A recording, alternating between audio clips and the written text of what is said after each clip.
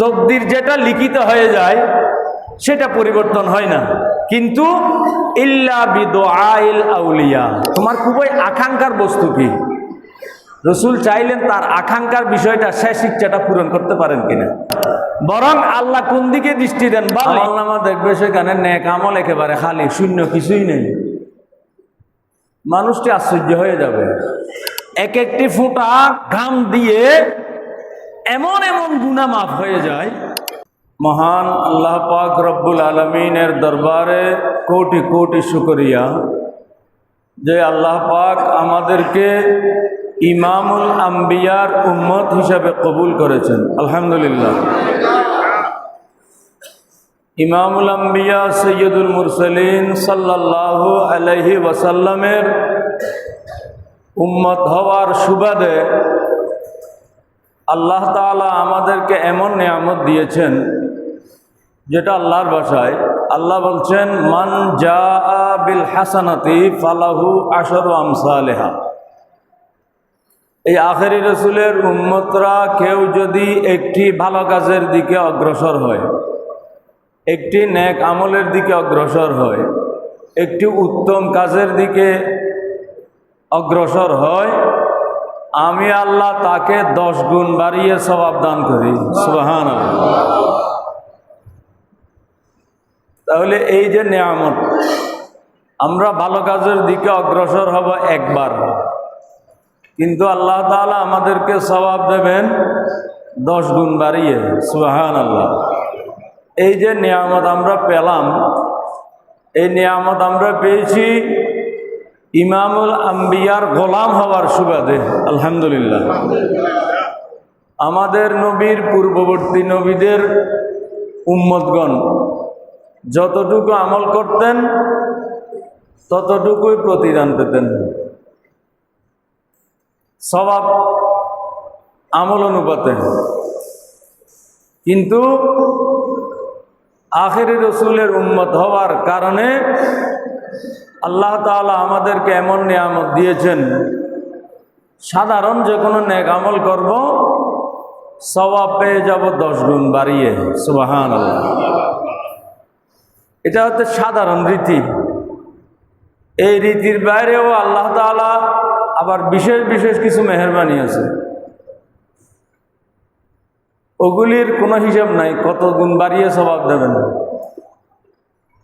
যেমন রমজান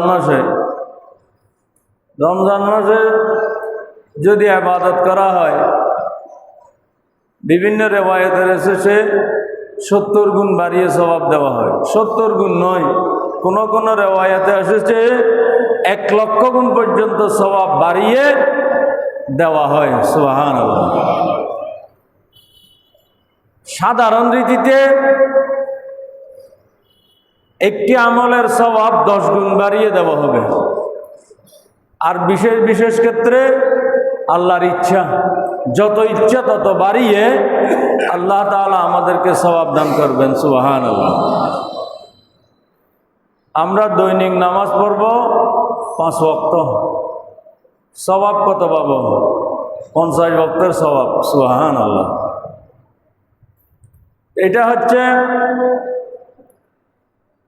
আখেরি রসুল সাল্লাল্লাহু আলাইহি ওয়াসাল্লামের উম্মত হওয়ার কারণে আল্লাহ তাআলা আমাদেরকে বিশেষ নিয়ামত দিয়েছেন। কাজ করব আমরা কম, কিন্তু পুরস্কার পেয়ে যাব বেশি। সুবহানাল্লাহ। এটা হচ্ছে একটা। কিয়ামতের ময়দানে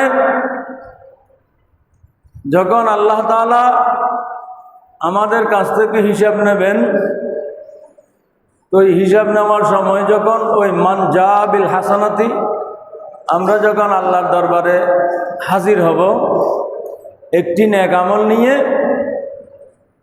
ফালাহু আশরু আমসালিহা, আল্লাহ 10 গুণ বাড়িয়ে সেই আমলের সওয়াব দেবেন। সুবহানাল্লাহ। এটা কখন পাবো 10 গুণ সওয়াব? যদি নেক আমল একটা নিয়ে যেতে পারি।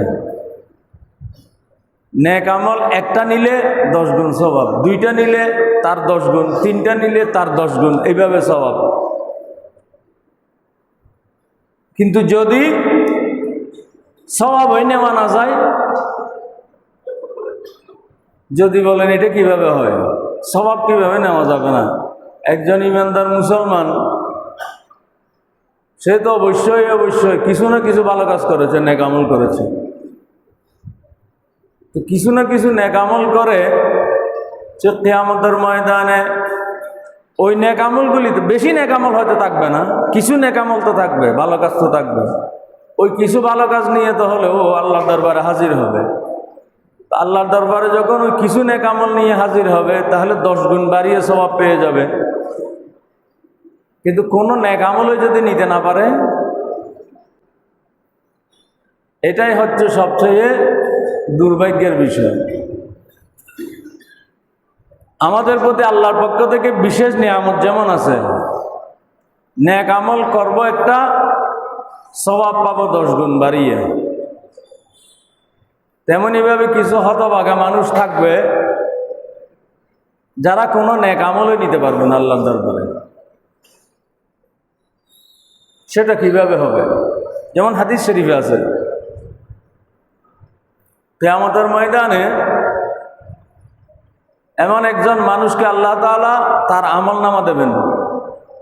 দেখো তোমার আমল নামা। সে আমল নামা দেখবে, আমল নামা দেখবে, সেখানে নেক আমল একেবারে খালি, শূন্য, কিছুই নেই। মানুষটি আশ্চর্য হয়ে যাবে, রব্বুল আলামিন এটা কিভাবে হলো? আমি দুনিয়ায় থাকতে তো নামাজ পড়েছিলাম, সেই নামাজের তালিকা আমার আমল নামার মধ্যে দেখা যাচ্ছে না। আমি রোজা রেখেছিলাম, সেই রোজাও দেখা যাচ্ছে না। হজও করেছিলাম, আরও কিছু নেক আমল, ভালো কাজ আমার ছিল, দুনিয়ায় থাকতে আমি করেছি, কিন্তু আমাকে যে আমল নামা দেওয়া হলো, ওই আমল নামাতে একেবারে শূন্য, খালি। বিষয়টা কি? আল্লাহ তাআলা বলবেন, তুমি নামাজ পড়েছো এটাও সত্য, রোজা রেখেছো এটাও সত্য, হজ করেছিলে এটাও সত্য, কিন্তু তোমার দুর্ভাগ্য হচ্ছে তুমি এই নেক আমলগুলি করেছো, ঠিক আছে, এই নেক আমলগুলির সাথে সাথে এমন কিছু বদ আমল করেছো, এমন কিছু খারাপ কাজ করেছো, এমন কিছু অবৈধ কাজ করেছো, এমন কিছু আল্লাহ এবং আল্লাহ রসুলের নাফরমানিমূলক কাজ করেছো, যে কাজগুলির কারণে তোমার সমস্ত নেক আমল শূন্য হয়ে গেছে। নাউজুবিল্লাহ। বুঝে আসছে? আমি বড় নামাজি, আমি বড় হাজি, আমি বড় রোজাদার, এই জন্য আত্মতৃপ্তি পাওয়ার কোনো সুযোগ নাই। আমি বড় নামাজি হয়ে গেছি, 5 ওয়াক্ত নামাজ একেবারে জামাতের সাথে পড়ি। হ্যাঁ, এটা আল্লাহর নিয়ামত, আল্লাহ আমাকে তৌফিক দিয়েছেন, এই জন্য আল্লাহর শুকরিয়া। কিন্তু এই নামাজ যে আমাকে বেহেশতে নিয়ে যাবে, রোজা যে আমাকে জান্নাতে নিয়ে যাবে, এটা সুনিশ্চিতভাবে বলার সুযোগ নেই। মানুষের এমন কিছু ছোটোখাটো দুষ্কর্ম আছে, যে দুষ্কর্মগুলিকে আমরা সাধারণভাবে দুষ্কর্মও মনে করি না, খারাপ কাজই মনে করি না। এই দুষ্কর্মগুলি মানুষের নেক আমলগুলিকে একেবারে জ্বালিয়ে পুড়িয়ে ছারখার করে দেবে। নাউজুবিল্লাহ। তো শুধু নেক আমল করলে হবে না, নেক আমলগুলির সুরক্ষাও দিতে হবে। তো সুরক্ষা দেওয়ার জন্য কি কাজ করতে হবে?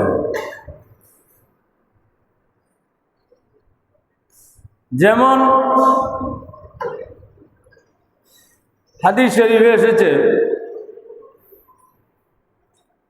যে ব্যক্তি নামাজ পড়ল, রোজা রাখলো, হজ করলো, ইবাদত বন্দেগী করলো, কিন্তু তার শরীরের মধ্যে যে গোশত, যে রক্ত, অর্থাৎ তার যে শরীর গঠিত হয়েছে, এই শরীরটা হারামের উপার্জন দিয়ে গঠিত হলো।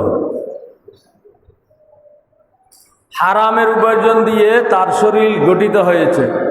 সেই শরীর দিয়ে যখন সে নামাজ পড়বে, রোজা রাখবে, হজ করবে, যাকাত দেবে, ইবাদত বন্দেগী করবে, সেই ইবাদত বন্দেগী আর আল্লাহর দরবারে কোনো কাজে আসবে না, সেই ইবাদত বন্দেগী বেকার হয়ে যাবে। নাউজুবিল্লাহ। তাহলে কি বোঝা গেল? আমি বড় নামাজি, আমি বড় রোজাদার, এই জন্য আত্মতৃপ্তি পাওয়ার সুযোগ নাই, যদি উপার্জন কি হয়? হারামের হয়। কিন্তু এই হালাল হারাম বাছ বিচার বর্তমানে আমাদের সমাজে একেবারে চলে গেছে বলতে গেলে। কিছু ব্যতিক্রম আছে, শুধু হালাল হারামের বাছ বিচার খুব একটা নাই বলতে গেলে। কাসবুল হালালি ফরিদাতুম মিনাল ফারায়েজ, হালাল উপার্জন করা অনেক ফরজ কাজগুলির মধ্যে অন্যতম একটি ফরজ। হালাল উপার্জন কি করতে হবে? করতে হবে। পরিবার পরিজন সন্তান সন্ততি নিয়ে যাতে ইজ্জত আর সম্মানের সাথে অপরের মুখাপেক্ষী হতে না হয়, তাদেরকে নিয়ে যাতে মোটামুটি জীবন ধারণ করা যায়, এই জন্য হালাল উপার্জন কি করতে হবে? উপার্জন করতেই হবে, এটা ফরজ। কিন্তু এই হালাল উপার্জনের মধ্যে যখন হারামের মিশ্রণ হবে তখন শেষ। আর যারা পরিশ্রম করে হালাল উপার্জন করবে, যে মনে করেন যার পরিশ্রম যত বেশি তার স্বভাবও তত বেশি। সুবহানাল্লাহ। যারা দিন মজুর আছেন, কি হাড় ভাঙা পরিশ্রম করেন, যারা তীব্র গরমের মধ্যে মাঠে কাজ করেন, কেমন পরিশ্রম করেন। হাদিস শরীফে এসেছে, যারা কায়িক পরিশ্রম করে, শারীরিক পরিশ্রম করে, যারা হালাল উপার্জন করে, এই হালাল উপার্জন করতে গিয়ে তাদের শরীর থেকে, দেহ থেকে যে ঘাম বের হয়,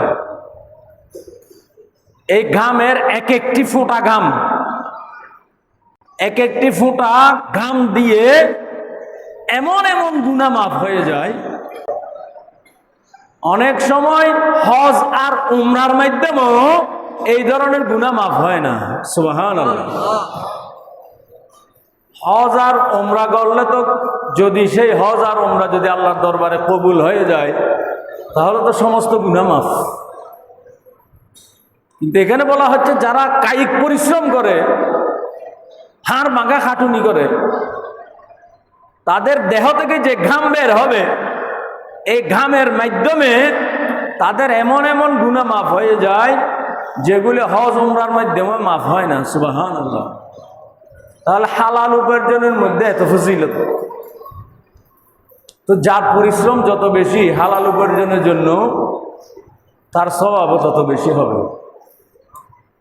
কিন্তু এই হালাল উপার্জনের মধ্যে যখন হারাম ঢুকে যাবে, তখন আর ওটাকে হালাল বলারও সুযোগ নাই। আবার ওই উপার্জন দিয়ে যে দেহ গঠিত হবে, সেই দেহ দিয়ে যে ইবাদত হবে, সেই ইবাদত আর আল্লাহর দরবারে কোনো কবুল হবে না। নাউজুবিল্লাহ। এই জন্য ইবাদত কবুল হওয়ার অনেকগুলি পূর্ব শর্ত আছে, বেশ কিছু পূর্ব শর্ত আছে। বেশ কিছু পূর্ব শর্তের মধ্যে অন্যতম পূর্ব শর্ত হচ্ছে হালাল উপার্জন থাকতে হবে। হালাল উপার্জনটা কেমন? আবার হাদিস শরীফে এটার ব্যাখ্যাও দেওয়া হয়েছে। যেমন কোনো এক ব্যক্তি উপার্জন করে, 10 টাকা উপার্জন করেছে, 10 টাকা উপার্জনের মধ্যে 9 টাকা একেবারে নির্ভেজাল হালাল টাকা। 10 টাকা উপার্জিত, এই টাকার 9 টাকায় একেবারে নির্ভেজাল হালাল টাকা, কিন্তু 1 টাকা হারাম। 9 টাকা, 10 টাকার মধ্যে 9 টাকা হালাল, 1 টাকা হারাম। ওই 1 টাকা হারাম টাকা যখন 9 টাকা হালালের মধ্যে ঢুকে গেছে, তখন পুরো 10 টাকাটাই কি হয়ে গেছে? হারামে পরিণত হয়ে গেছে। এই হারামের উপার্জন দিয়ে যখন সে খাদ্য পানীয় গ্রহণ করে ইবাদত করবে, সেই ইবাদত আল্লাহর দরবারে বেকার হয়ে যাবে। নাউজুবিল্লাহ। কিন্তু সেই চিন্তাধারা আমাদের বেশিরভাগই যাইতে নেই। শুধু কারি টাকা কিভাবে উপার্জন করব, হালাল হারামের দরকার নেই, শুধু টাকা উপার্জন করতে পারলেই হলো। আর মানুষের যেন মন ভরে না। ইদানিংকালে যে পত্র পত্রিকায় বিভিন্ন মিডিয়ায় যে সংবাদ দেখতে পাচ্ছি, আশ্চর্য লাগে। মানুষ একটি জীবনে কত টাকার প্রয়োজন হয়? 1 কোটি, 2 কোটি, 100 কোটি, 1000 কোটি নয়, লক্ষ লক্ষ কোটি টাকা মানুষ কিভাবে উপার্জন করে। সেই উপার্জনের মধ্যে হালাল হারামের বাছ বিচার নেই। আবার যে ব্যক্তি এই ধরনের উপার্জন করে, আবার সমাজের মধ্যে একটু গ্রহণযোগ্যতা সৃষ্টি করার জন্য সমাজের বিভিন্ন ভালো কাজের মধ্যে দান সৎকাও করে। মিলাদুন্নবীর মাহফিল হচ্ছে সবচেয়ে বড় গরুটা সে দেবে। কি জন্য? এখন মানুষ মনে করে সে স্বভাবের উদ্দেশ্যে দিচ্ছে, কিন্তু আসলে স্বভাবের উদ্দেশ্য নেই। নিজে যে একটু বড় লোক, সেই বড় লোকটা একটু দেখানোর জন্য। আর নিজে যখন একটু বড় গরুটা উপহার দেবে, তখন সমাজের মানুষের কাছে নিজের গ্রহণযোগ্যতা সৃষ্টি হয়ে যাবে। নাউজুবিল্লাহ। এটাই হচ্ছে দৃষ্টিভঙ্গি। তো এই দৃষ্টিভঙ্গিতে আল্লাহর দরবারে দান করলে সেই দান কি কাজে আসবে? কারণ ইন্নাল্লাহ লা ইয়ানজুরু ইলা সুওয়ারিকুম বাল ইয়ানজুরু ইলা কুলুবিকুম। আল্লাহ তোমাদের দেহের দিকে, তোমাদের সুরত শাকলের দিকে, তোমাদের পোশাক পরিচ্ছদের দিকে আল্লাহ দৃষ্টি দেন না। এগুলি আল্লাহ বিবেচনা করেন না। বরং আল্লাহ কোন দিকে দৃষ্টি দেন? বাল ইয়ানজুরু ইলা কুলুবিকুম। আল্লাহ তোমার কলবের দিকে দৃষ্টি দেন। সুবহানাল্লাহ। তুমি যে দান করেছো, সেটা কি সত্যিকার আল্লাহর ওয়াস্তে দান করেছো, নাকি মানুষকে রাজি করার জন্য, খুশি করার জন্য, নিজেকে দানবীর বলার জন্য দান করেছো? সেটাই আল্লাহর কাছে বিবেচ্য বিষয়। যেই দান আল্লাহর ওয়াস্তে হবে, একান্তই আল্লাহকে রাজি করার জন্য, সে দানের বিনিময়ে এমনও আছে হাদিস শরীফে, বালা মুসিবত তো দূর হয়েই যায়। আর সাদকাতু তাদফাউল বালিয়াত। দান সদকা মানুষের বিপদ আপদ দূর করে দেয়। সুবহানাল্লাহ। শুধু বিপদ আপদ দূর করে তাই নয়, মানুষের দুনিয়াবি হায়াত বেড়ে যায়। সুবহানাল্লাহ। দানের মাধ্যমে। তা হাদিস শরীফ।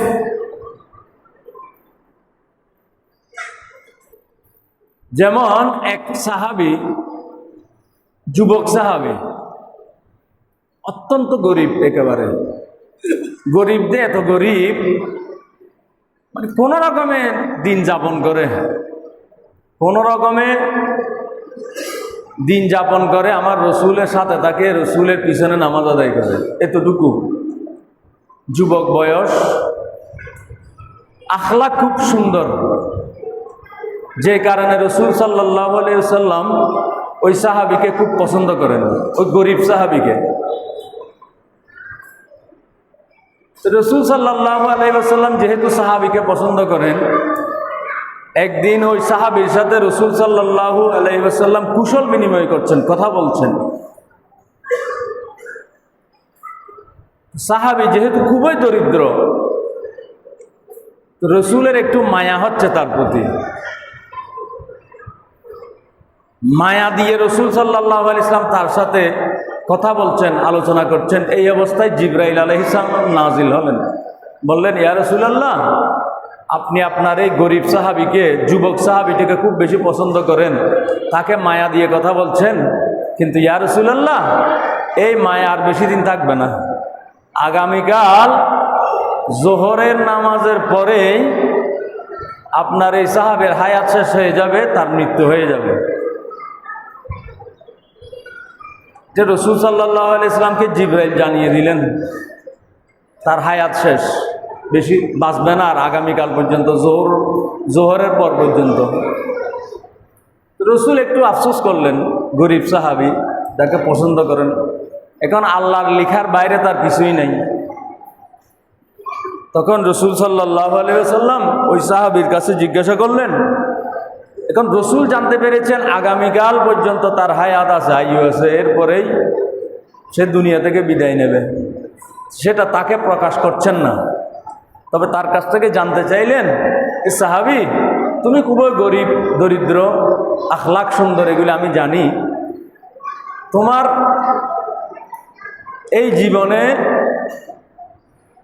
তোমার পাওয়ার কি আছে? তোমার খুবই আকাঙ্ক্ষার বস্তু কি?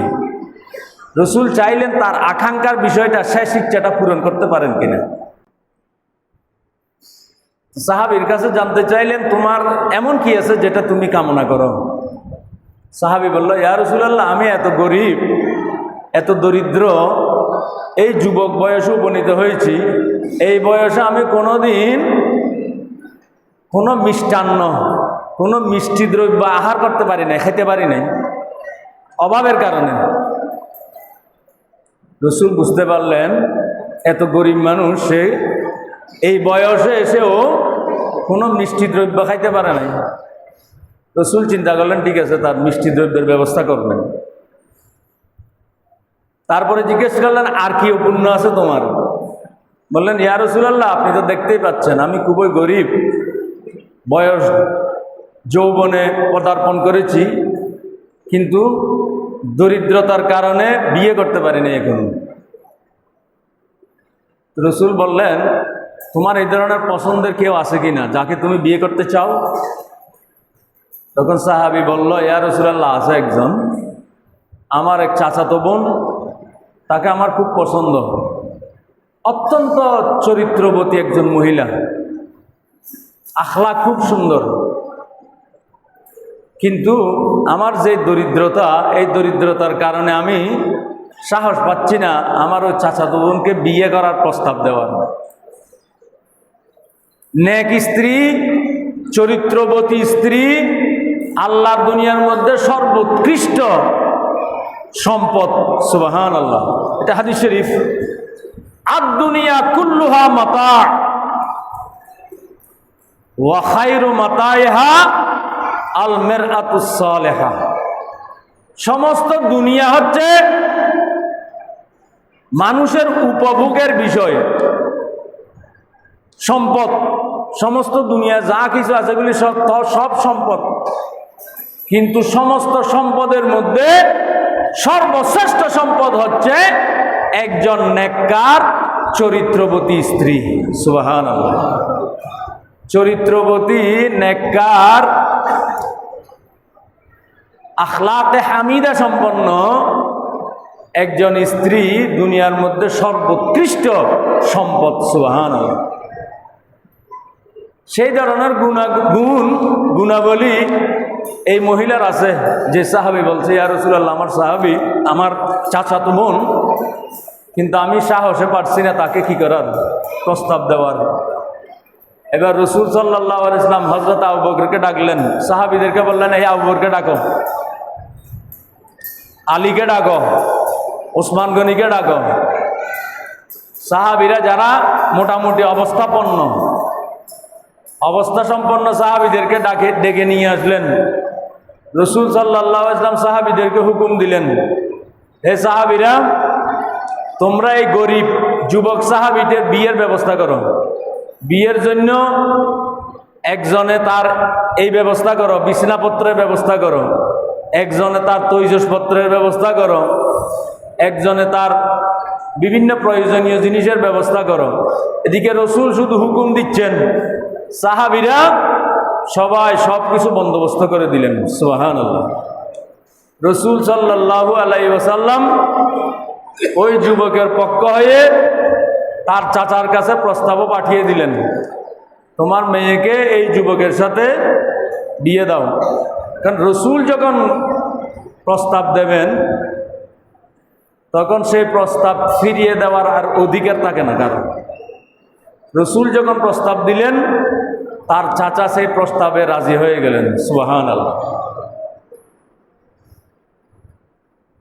সাহাবীদেরকে বিয়ের আয়োজন করার জন্য, প্রয়োজনীয় সরঞ্জাম ব্যবস্থা করার জন্য হুকুম দিয়ে দিলেন।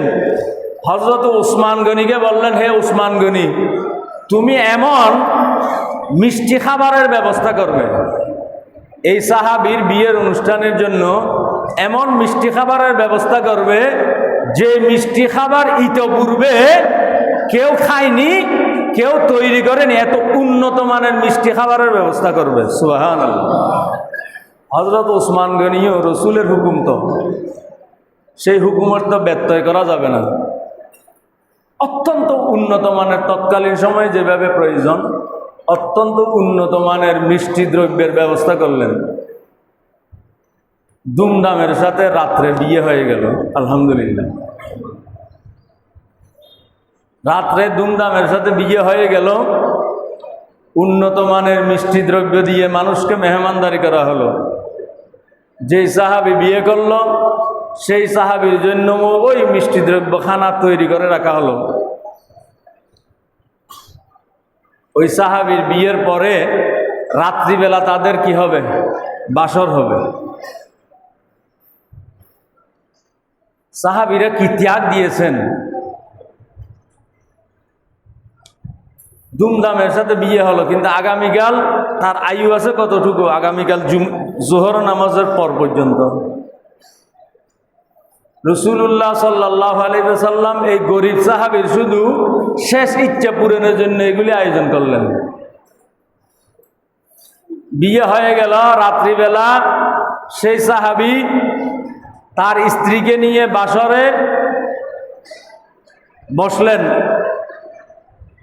বাসরের মধ্যে ওই যে মিষ্টি দ্রব্য তৈরি করা হয়েছিল, মেহমানদেরকে খাওয়ানো হয়েছিল, তারা এখন স্বামী স্ত্রী বসে মন ভরে সেই মিষ্টি দ্রব্য আহার করবে। এখন তো আমাদের সমাজে খানার কত পদ বের হয়ে গেছে, বিশেষত আমাদের চট্টগ্রাম অঞ্চলে। তো তৎকালীন সময়তে এত পদের খানা ছিল না। ওই খানাগুলি নিয়ে তারা স্বামী স্ত্রী বসে আছেন, এ খাবেন। এই অবস্থায় বাইরে একজন ফকিরের আওয়াজ শোনা গেল। একজন ফকির আওয়াজ দিল, ঘরে কে আছেন? আমি আজকে কয়েকদিন যাবৎ অভুক্ত, খাবার খেতে পারি নাই, অত্যন্ত দুর্বল অবস্থায় আছি। যদি আমাকে কেউ খাবার দিতে পারেন আমি আল্লাহর দরবারে দোয়া করব। দেখেন, যে সাহাবী যুবক বয়সে উপনীত হয়েছেন, কোনোদিন মিষ্টি দ্রব্য খেতে পারেন নাই, তার জন্য আজকে রাসূলুল্লাহর হুকুমে মিষ্টি দ্রব্যের ব্যবস্থা হয়েছে। এই মাত্র মিষ্টি দ্রব্য নতুন স্ত্রীকে নিয়ে আহার করবে। এই অবস্থায় বাইরে একজন দরিদ্র মানুষ ডাক দিয়েছে, ক্ষুধার্ত মানুষ, স্বামী স্ত্রী দুইজনেরই সেই মিষ্টি দ্রব্য আহারগুলি, খাবারগুলি আল্লাহর রাস্তায় সেই ফকিরকে দান করে দিলেন। সুবহানাল্লাহ। সেই মিষ্টি দ্রব্য আর খেতে পারলেন না, একান্তই আল্লাহকে রাজি করার জন্য সদকা করে দিলেন। যা হওয়ার হয়ে গেল। পরবর্তী দিন জোহরের নামাজের পরে রাসূল সাল্লাল্লাহু আলাইহি ওয়াসাল্লাম কয়েকজন সাহাবীকে বলে রাখলেন, একটু খবর নিও তার আশেপাশে, ওই সাহাবীর আশেপাশে একটু খবর নিও, তার ঘর থেকে কোনো কান্নার আওয়াজ আসছে কিনা। কারণ জানাজা দাফন কাফনের তো ব্যবস্থা করতে হবে, কারণ জিবরাইল এসে বলে গিয়েছেন। এখন জোহরের নামাজের পর থেকে সাহাবীরা খবর নিচ্ছে। আসরের সময় ঘনিয়ে এসেছে, দেখা যাচ্ছে সেই ঘর থেকে কোনো কান্নার আওয়াজও শোনা যাচ্ছে না, বা এই ধরনের কোনো অস্বাভাবিক পরিস্থিতির কোনো খবর পাওয়া যাচ্ছে না। আসরের নামাজের সময় হয়ে গেল, সাহাবীরা এসে রসুলকে খবর দিলেন, ইয়া রাসূলুল্লাহ, এই ধরনের কোনো অস্বাভাবিক খবর আমরা পাচ্ছি না, তারা স্বামী স্ত্রী মনে হয় খুব ভালো আছে। আসরের নামাজের সময় দেখা গেল সেই সাহাবী যথারীতি মসজিদে এসে আসর নামাজ পড়লেন। সুবহানাল্লাহ। কারণ আল্লাহর সাথে তো রসুলের কিছু যোগাযোগ আছে সরাসরি, কিছু আছে ফেরেশতার মাধ্যমে। তখন রাসূলুল্লাহ সাল্লাল্লাহু আলাইহি ওয়াসাল্লাম আল্লাহর কাছে জানতে চাইলেন, ইলাহাল আলামিন, বিষয়টা কি? গতকাল আমাকে জিবরাইল এসে জানিয়ে গেল আজকে জোহরের নামাজের পরেই ওই সাহাবীর আয়ু শেষ, তার মৃত্যু হয়ে যাবে। কিন্তু জোহরের নামাজ শেষ হয়ে আসর হয়ে গেল, এখনো আলহামদুলিল্লাহ সেই সাহাবী জীবিত আছে। ঘটনাটা কি? আল্লাহ বললেন, ইয়া রাসূলুল্লাহ, জিবরাইল আপনাকে যা জানিয়েছিল তা সত্যই জানিয়েছিল। তার হায়াতের বরাদ্দ শেষ হয়ে গেছে আজকে জোহরের নামাজের পরে, কিন্তু সে এমন একটি কাজ করেছে, সে দীর্ঘদিন মিষ্টি দ্রব্য আহার করতে পারে নাই। কালকে তার বাসর রাত্রিতে সে মিষ্টি দ্রব্য পেয়েছিল, কিন্তু আমার একজন বান্দা ক্ষুধার্ত, তার কাছে আহার চেয়েছে, সে আমি আল্লাহকে খুশি করার জন্য সেই মিষ্টি দ্রব্য সেই গরিব মানুষটিকে দান করে দিয়েছে। গরিব মানুষটি হাত তুলে আমি আল্লাহর কাছে তার হায়াত বৃদ্ধির দোয়া করেছে। সেই গরিব মানুষটির দোয়া আমি কবুল করে আপনার এই সাহাবীর আয়ু আমি বাড়িয়ে দিয়েছি। সুবহানাল্লাহ। তাহলে আল্লাহর রাস্তায় যখন আল্লাহকে রাজি করার জন্য দান করা হবে, অনেক সময় তকদিরও কি হয়ে যায়, পরিবর্তিত হয়ে যায়।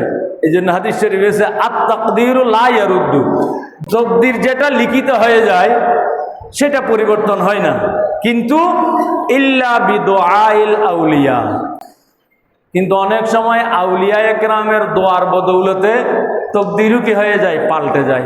সুবহানাল্লাহ। তকদিরের মধ্যে কয়েক ধরনের তকদির আছে, যেটা একটা হচ্ছে তকদিরে মুবরমে হাকিকি, একটা একান্তই আল্লাহ লিখে ফেলেছেন, এই লিখা এটা আর পরিবর্তন হবে না, যা কিছু হোক না কেন। আরেকটি হচ্ছে তকদিরে মুবরম মুআল্লাক, তকদির আল্লাহ লিখেছেন ঠিক আছে, কিন্তু সেটা ঝুলন্ত অবস্থায় রেখেছেন। এটা অনেক সময় কিছু নেক আমলের কারণে, কিছু ভালো কাজের কারণে, কোনো আল্লাহর নেক মন্দার দোয়ার কারণে অনেক সময় সেই ধরনের মুআল্লাক তকদির আল্লাহ তাআলা পরিবর্তন করে দেন। সুবহানাল্লাহ।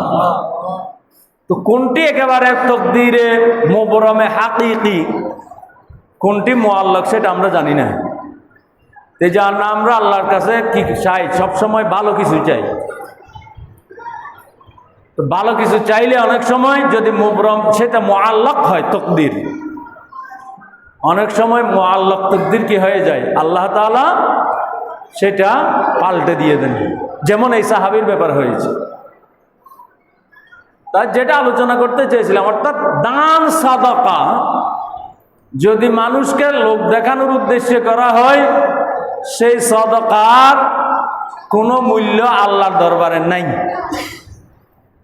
আর সেই সাদাকা যদি সামান্য, একেবারে আমার দৃষ্টিতে আপনার দৃষ্টিতে সামান্য হতে পারে, কিন্তু সেটা যদি হালাল উপার্জন থেকে হয় এবং সেটা যদি একান্ত আল্লাহকে রাজি করার জন্য হয়, তাহলে সেই সাদাকা আল্লাহর দরবারে বিশাল আকারে কবুল হয়ে যেতে পারে। সুবহানাল্লাহ।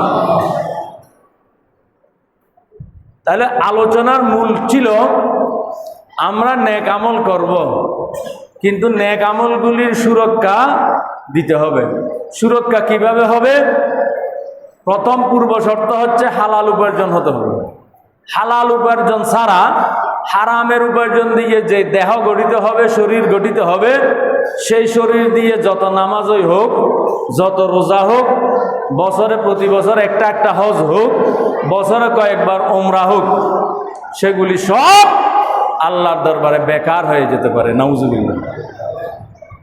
আর হালাল উপার্জন আছে, এবাদত বেশি নাই, মোটামুটি ফরজ এবাদতগুলি আছে, এটাই যথেষ্ট ইনশাআল্লাহ। আল্লাহ তাআলা আমাদেরকে হালাল উপার্জনের উপরে থাকার এবং হারাম উপার্জন থেকে বেঁচে থাকার তৌফিক দান করুন। আমিন।